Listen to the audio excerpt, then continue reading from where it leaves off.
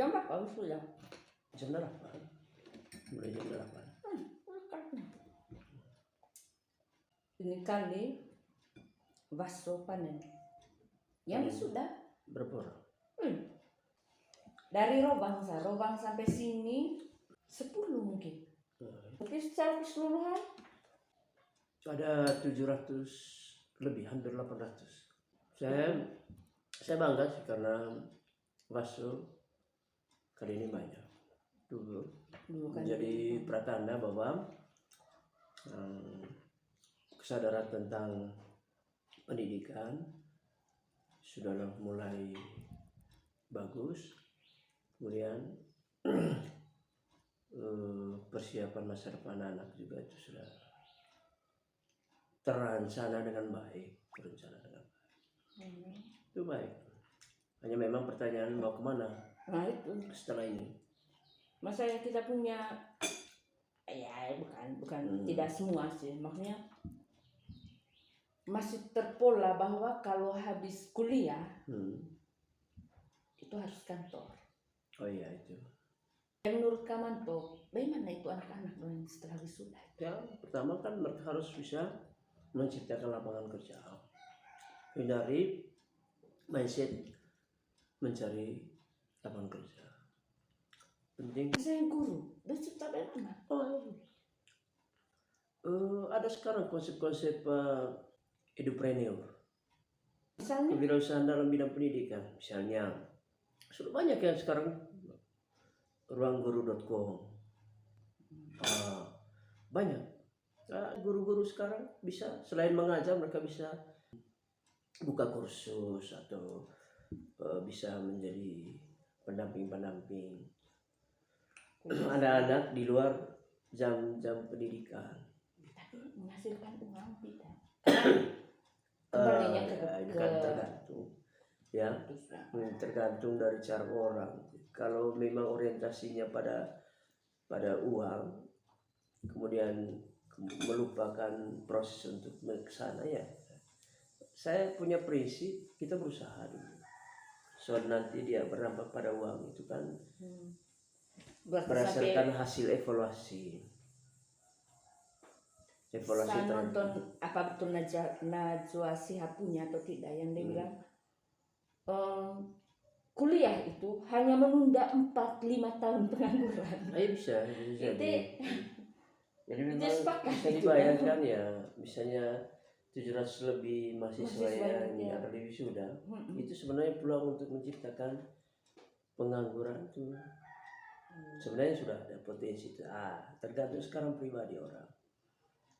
Maka saya bilang tadi ya, kalau dia terjebak dengan pola mencari lapangan kerja, ya, dia akan berpeluang untuk menjadi penganggur bisa bila lapangan kerja yang dicarinya itu tidak dapat. Maka yang paling penting adalah kreativitas untuk menciptakan lapangan kerja. Berarti kalau menurut saya nih di kampus atau mulai dari dasar lah artinya harus ada satu mata kuliah yang yang terkait itu tentang kewirausahaan yang berbasis dia punya pendidikan. Kalau kewirausahaan secara umum sih keterampilan banyak. Tapi misalnya saya guru, kira-kira kewirausahaan apa yang ada hubungan atau setidaknya mendekati? Kalau misalnya kewirausahanya tentang mengolah apa gitu toh, kenapa dia tidak ambil itu jurusan saja? Seperti yang saya bilang tadi, kita kan tidak bisa melepas diri bahwa ketika dia memilih untuk menjadi guru, dia melepas profesi sebagai guru. Tinggal kita perkuatkan untuk bagaimana dia bisa profesional sebagai seorang guru. Tapi kan ada tawaran-tawaran lain sebagai seorang guru, dia bisa juga bekerja di bidang lain. Banyak tuh tamatan dari program bahasa Inggris itu yang jadi guide di Labuan Bajo, sekitar hampir 50-60% guide di Labuan Bajo itu. Padahal pendidikan guru. Maka itu yang kita konsepkan itu sebagai apa? Menciptakan lapangan kerja. Jadi tidak saklek kalau dia jadi guru. makanya dalam tawaran mata kuliah kita, distribusi mata kuliah kita, itu pengembangan hard skill dengan soft skill itu penting. Soft skill itu kan mendukung karakter, daya juang, resiliensi, tahan uji dan segala macam. Atau karakter untuk bisa beradaptasi dengan berbagai perkembangan dan tuntutan. Bahwa dia jadi guru, tapi ketika peluang jadi guru tidak ada, dia bisa mencari alternatif lain, pilihan lain untuk bisa menciptakan lapangan kerja.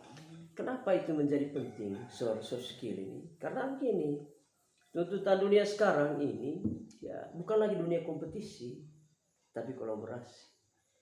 Jadi bukan lagi strategi yang kita pakai itu bukan lagi red ocean strategi, red merah, ocean laut merah, strategi laut merah. Strategi laut merah itu dimaknai sebagai strategi hidup mati gitu ya. Jadi berjuang berdarah-darah itu kan. Berkompetisi, sendiri dan mengalahkan orang lain, menjatuhkan orang lain. Tapi sekarang harus rubah dengan apa yang disebut dengan blue ocean strategi laut biru.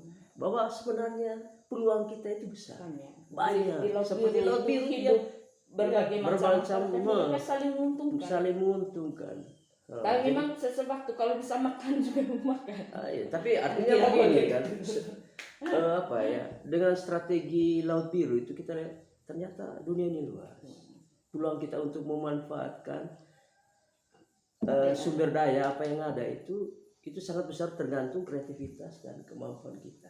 Nah, karena itulah penting itu soft skill itu. Jadi selain hard skill harus didukung oleh soft skill. Soft skill itu antara lain kreativitas, adaptasi, adaptabilitas, kemudian tahan uji, kemampuan untuk bertransformasi dan segala macam. Itu tidak didapat dari hard skill, tapi didapat di soft skill. Menghargai orang lain, hospitalitas, kerendahan hati dan segala macam. Itu sebenarnya harus dididik. Makanya kalau visi Unika Santo Paulus Ruteng sekarang ini kan menjadi lembaga akademik yang transformatif, kolaboratif dan berkarakter. Jadi orang diajak untuk bertransformasi karena mengikuti tuntutan perkembangan pembelajaran abad 21 dan revolusi 4.0, bahkan ke society 5.0 sekarang ini.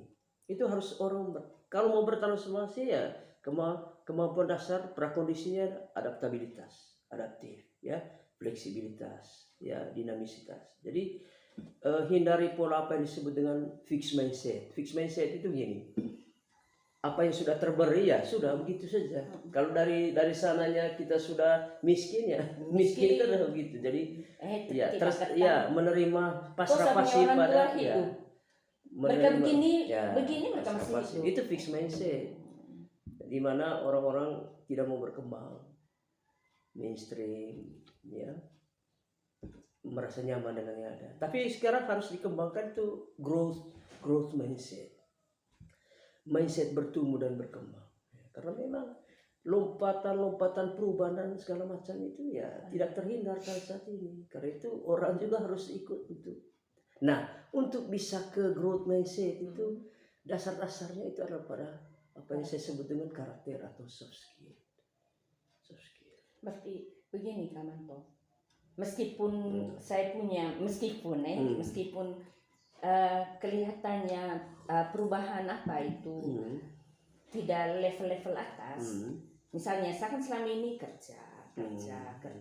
Tapi habis itu saya berpikir untuk saya bukan ternak lah, makan babi berkebun, meskipun tidak berkebun ala kadarnya itu. Iya. Itu toh.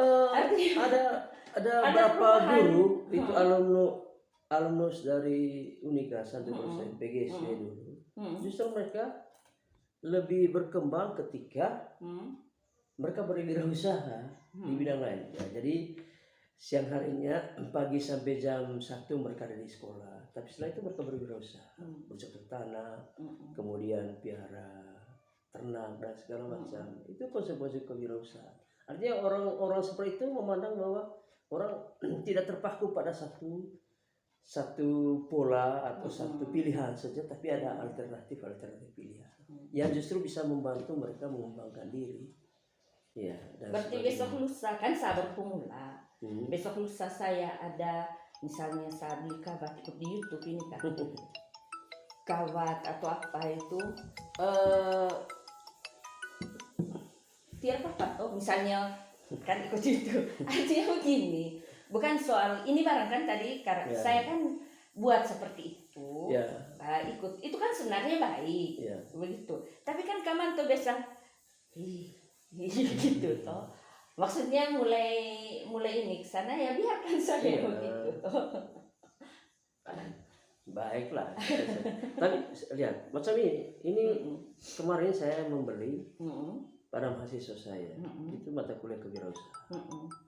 Jadi di Unika sekarang itu tidak toh hanya omong tentang pedagogi, ilmu mendidik dan segala, tapi juga ilmu kewirausahaan yang sebenarnya yang menjadi dasar itu pembentukan soft skill, daya juang, dan mereka melatih diri untuk membuat ini serabe.